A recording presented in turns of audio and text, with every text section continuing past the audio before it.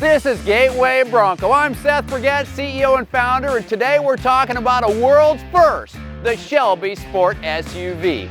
Now this vehicle is powered by a Predator 5.2-liter engine. That's the same engine in the Ford F-150 Raptor R.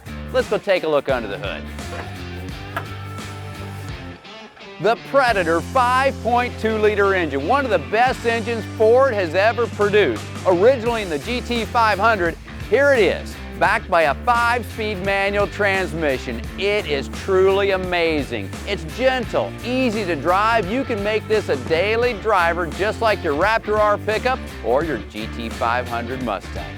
Well, let's take a look inside. Starting off with this soft closed door, it's patent pending.